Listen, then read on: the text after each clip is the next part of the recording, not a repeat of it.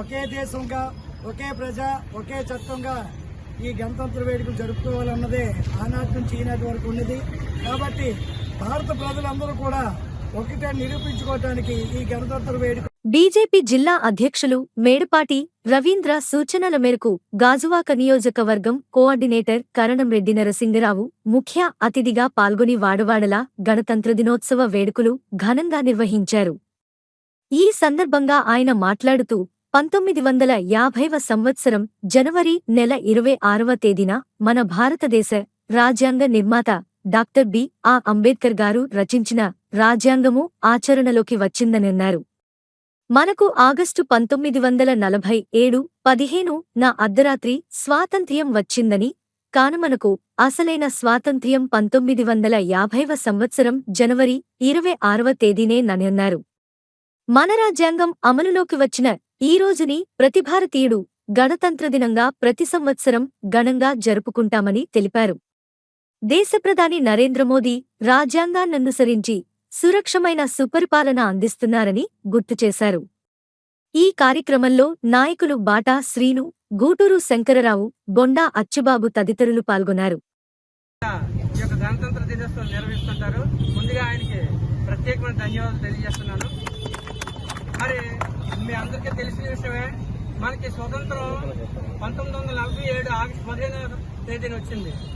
అప్పుడు బ్రిటిష్ వాళ్ళు మన దేశాన్ని విడిచిపెట్టి వెళ్లిపోయారు, మనకు స్వతంత్రాన్ని ప్రకటించారు.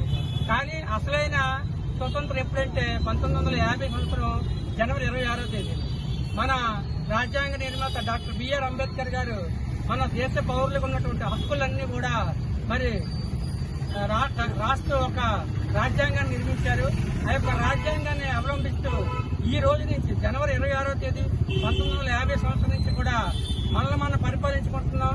మనకు అసలైన స్వతంత్రం వచ్చిన రోజు ఏదైతే జనవరి 26వ తేదీ. అంత గొప్ప మహనీయులందరినీ కూడా స్మరించుకుంటూ మన దేశానికి స్వతంత్రం రావడం కోసం ఎంతో మంది మరి అమరులయ్యారు.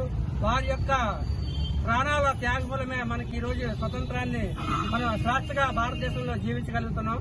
మన దేశ బార్డర్లో ఉన్నటువంటి మన కిసాన్ కి, అదేవిధంగా దేశంలో ఉన్నటువంటి రైతులకి కూడా ప్రత్యేకమైన ధన్యవాదాలు తెలియజేస్తున్నాం. ఎందుకంటే దేశం బాగుండాలంటే అటు రైతులు, కిసాన్లు బాగుంటేనే వాళ్ళ వల్లే మనం ప్రశాంతంగా నిద్రపోగలుగుతున్నాం. కిసాన్ వల్ల, అదేవిధంగా మన రైతుల వల్ల మనం అన్నం తినగలుగుతున్నాం. కాబట్టి మన దేశ ప్రధాని శ్రీ నరేంద్ర మోదీ గారు దానికి సంబంధించిన శుభ సూచకాలు ఇదివరకే మనకు కనబడుతున్నాయి. భారత ప్రధాని శ్రీ నరేంద్ర మోదీ గారి నేతృత్వంలో భారతదేశం ఇప్పుడే ఉన్నత శిఖరాలకు చేరుకుంటుంది.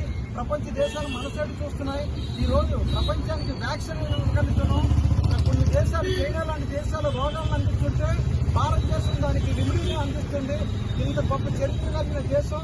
అయోధ్యలో ఎన్నో సంవత్సరాలు బట్టి ఎంతో మంది హిందువులు ఎదురు చూసిన రామ మందిరాన్ని కూడా మనం నిర్మించుకోగలుగుతున్నాం. ఆ విరాళ కార్యక్రమాల్లో కూడా ప్రతి ఒక్కరు చురుగ్గా పాల్గొవాలని, మీకు తోచిన విరాళాన్ని ఆ శ్రీరామచంద్రునికి సమర్పించాలని తెలియజేస్తూ భారతదేశం నరేంద్ర మోడీ నేతృత్వంలో ముందుకెళ్తుంది.